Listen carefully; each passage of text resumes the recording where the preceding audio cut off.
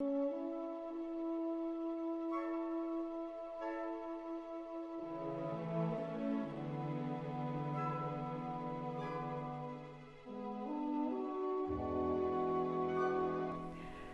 les amis, me revoilà pour vous parler de mon sac à dos que j'avais lorsque je suis partie en septembre de Cluny à Saint-Jean-Pied-de-Port.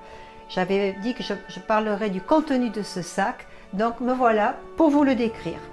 Il y a eu du changement pendant ce mois et demi où j'ai marché, des choses que j'ai renvoyées, des choses qu'il a fallu que je me procure parce que je suis partie avec la canicule et je suis arrivée avec un temps froid, mais entre j'ai eu pratiquement 20 jours de pluie.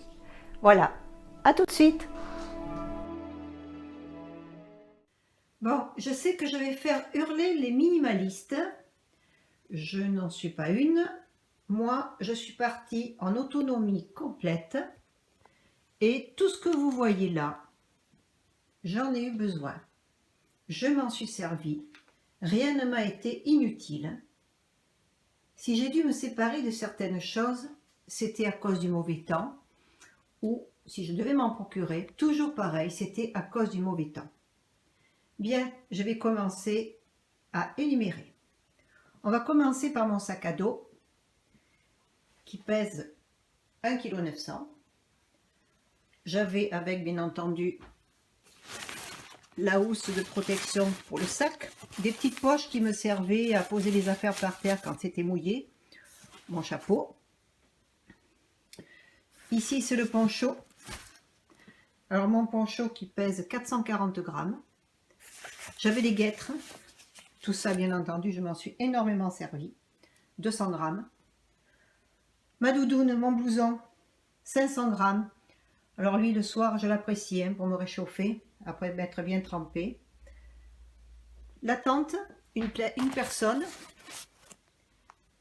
Elle fait 1,3 kg. J'avais une bâche qui allait dessous pour me protéger le sol, surtout quand c'était mouillé, qu'il avait plu et tout, s'il y avait des cailloux. Ensuite, mon matelas qui pèse 510 grammes. Le duvet. Alors cette année, j'avais un duvet plus lourd que l'année dernière parce que j'avais pris un 0 degré. J'avais prévu pour le mois d'octobre où il risquait de faire froid. Ensuite, le drap de sac qui lui pèse 210 grammes. Ensuite, j'avais aussi une couverture de survie qui, elle, pèse 110 grammes.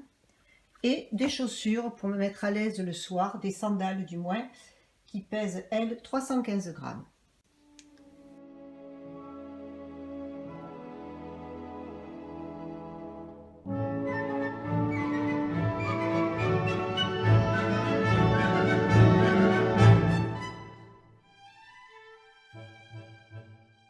Je vais passer aux vêtements maintenant. Alors je le répète, tout ce qui est ici, tout ce que j'ai, tout ce que je vous montre, j'en ai eu besoin pratiquement tout le temps. Alors là, ce sont les vêtements pour dormir. J'avais un pantalon très chaud, genre pantalon pour le ski, enfin qu'on met sous la combinaison.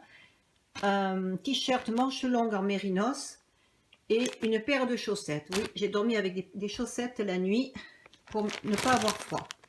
Ensuite, ça c'est mon sac. Alors, je mettais tout dans des sacs plastiques, bien entendu, que je compressais, que ça prenne moins de place.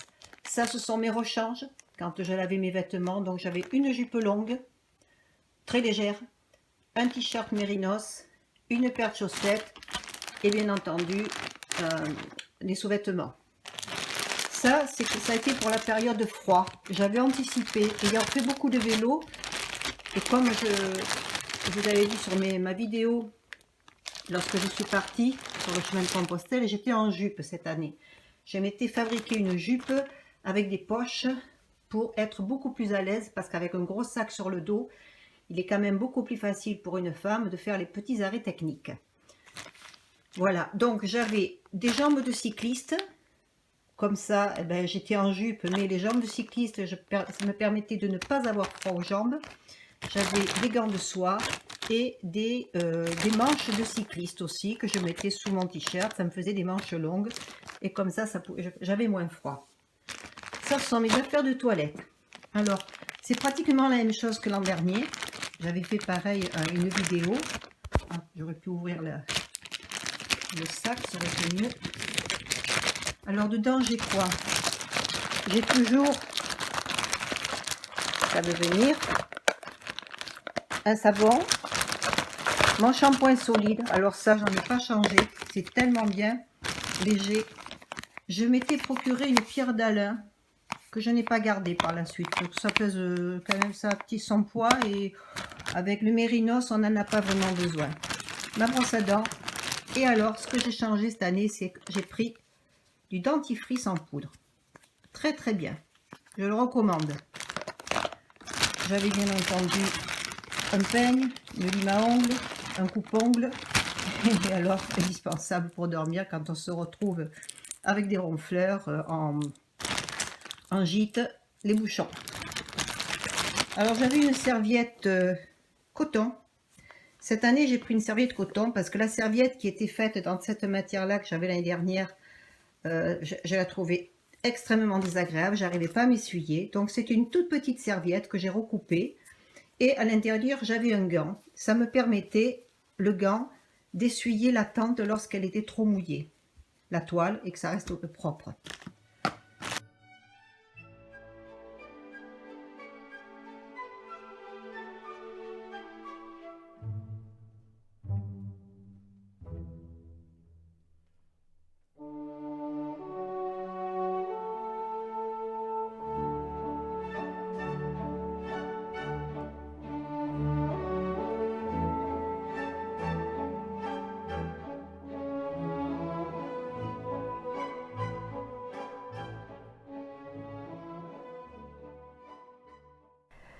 Je passe maintenant au côté repas avec la popote avec le réchaud dedans, le briquet, un briquet aussi, je ne sais plus comment ça s'appelle, avec une pierre, enfin on frotte. Et j'avais bien entendu des bouteilles d'alcool pour mettre dedans. Ça fait un petit peu de poids de plus. J'avais deux petites bouteilles de 250 ml, ça faisait donc un demi-kilo. Ensuite, j'avais emporté quand même pour me dépanner des soupes déshydratées, du café et puis du thé. Ça, c'est ma tasse, mon bol. C'est mon bol repliable. Très, très pratique. Très pratique. Une boîte que j'avais gardée, j'avais une salade, je l'ai gardée, ça me permettait de garder des restes ou comme ça qui me servaient pour un repas du lendemain ou du soir. Et maintenant je passe à la trousse de pharmacie. Alors pharmacie, où j'avais bien entendu la noque que l'on peut reconnaître, un miroir, de quoi pour les ampoules, un baume à lèvres. Alors les miroirs, ils me servaient avec bien entendu le Tyrotique. L'année dernière, ça ne m'avait pas servi. Cette année, j'en ai eu besoin. De quoi désinfecter. Et alors ça, c'était vraiment pour les moustiques. J'avais vraiment prévu gros. Ça c'est pour calmer les piqûres. Ça m'a servi pour moi, mais surtout aussi pour des amis qui s'étaient fait piquer par des moustiques, des moucherons ou autres. Ça éloignait bien les moustiques. Par contre, ça c'était pour... J'avais acheté ça en pharmacie. C'était pour mettre sur le visage et la peau, mais j'ai pas trouvé ça très utile. Bon, ça c'est personnel. Petite pharmacie personnelle que je suis obligée d'emporter chaque fois que je pars, au cas où. J'en ai pas eu besoin comme l'année dernière, tant mieux. Et une attelle, une orthèse pour le poignet, puisque j'ai des faiblesses au niveau du poignet gauche. Les genouillères, et oui, mes genoux n'ont plus 20 ans, donc il faut anticiper. Voilà.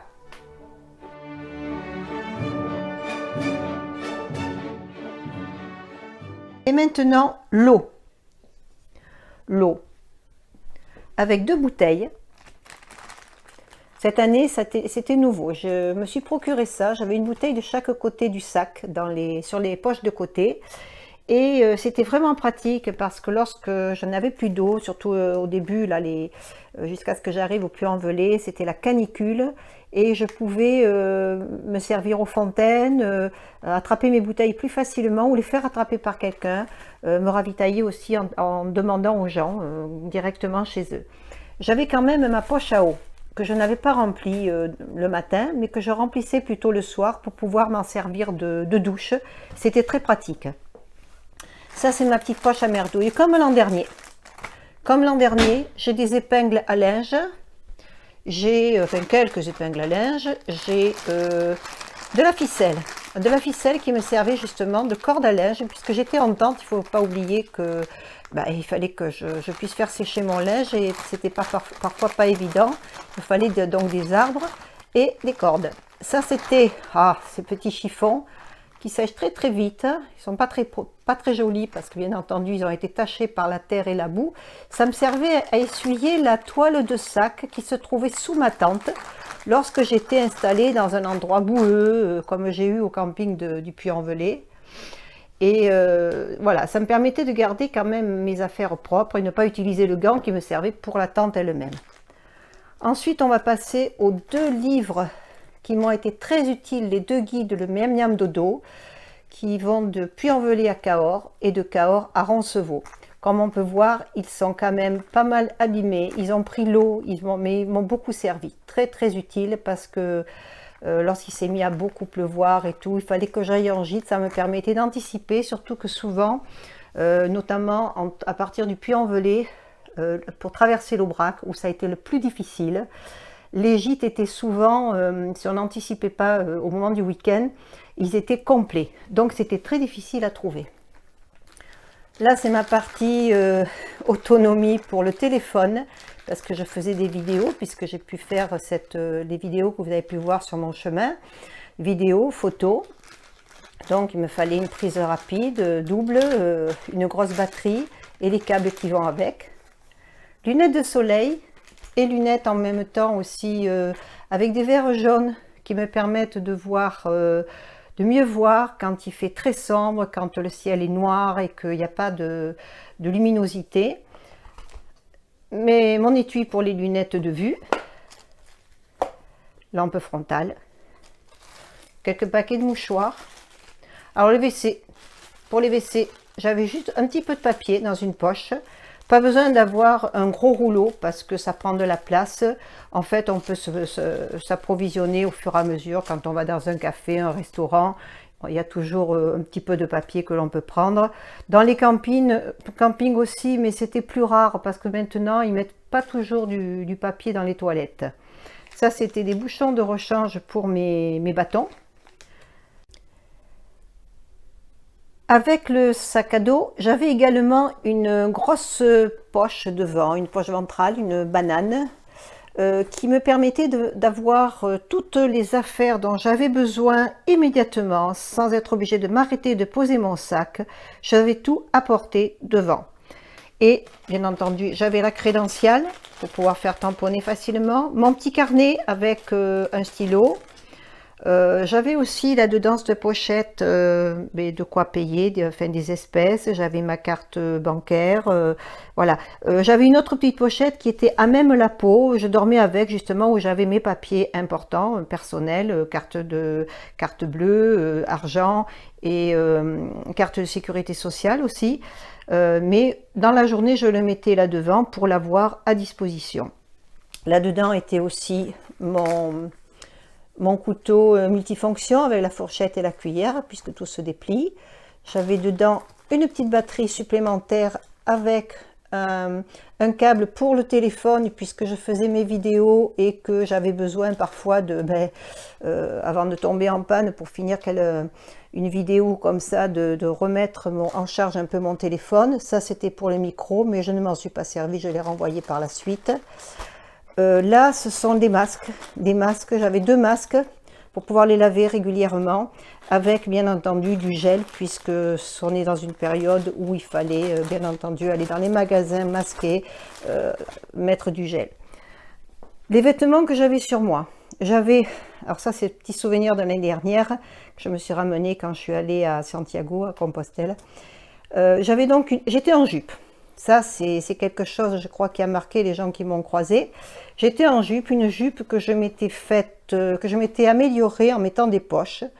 Une pour le téléphone ici, une pour mettre mes bouchons lorsque je les enlevais parce que j'étais sur de la route, du chemin.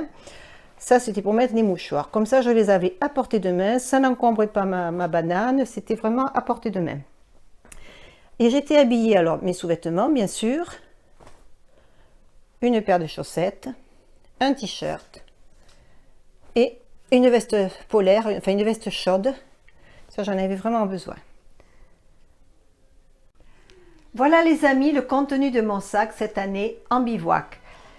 Il faut savoir, pour ceux qui n'ont pas vu mes vidéos sur le chemin de Compostelle de Cluny jusqu'à Saint-Jean-Pied-de-Port, qu'à partir du Puy-en-Velay, j'ai eu pratiquement 20 jours de pluie, de vent, de tempête, enfin bref, un temps épouvantable, il faisait très très froid. Donc, arrivé à Nasbinal, je me suis procuré ces vêtements, une polaire plus une veste thermique avec de la polaire à l'intérieur où l'eau ne pénétrait pas, enfin voilà. J'avais un petit peu plus chaud et bien entendu un petit peu plus de poids. J'ai continué comme ça jusqu'à Cahors, et à Cahors j'ai dit bon, je suis en gîte, je n'arrive plus maintenant à faire du bivouac. La tente, je ne peux pas la déplier, les repas, je ne peux pas les préparer. Donc, à Cahors, je suis allée à la poste, j'ai renvoyé ma tente, ma popote avec le réchaud, puisque je ne pouvais plus préparer à manger, le livre, le guide de Miam Miam Dodo qui m'a mené jusqu'à Cahors, puisque je n'en avais plus besoin. Et je suis partie donc à alléger cette fois-ci. Après m'être alourdi un petit peu, je me suis allégée et j'avais quand même gardé le matelas, mon petit matelas, parce que je m'étais dit, si j'ai la possibilité, je n'ai plus de tente, mais si je trouve un abri, une chapelle, quelque chose de ce style-là, je pourrais peut-être quand même bivouaquer, ne pas aller en gîte systématiquement. Ceci dit, j'ai rencontré mes amis qui m'ont aidé à finir le chemin. Et à partir de Moissac, on ne s'est pratiquement plus quitté. On était tous les soirs au même gîte, on mangeait ensemble et on dormait dans le même gîte. Voilà.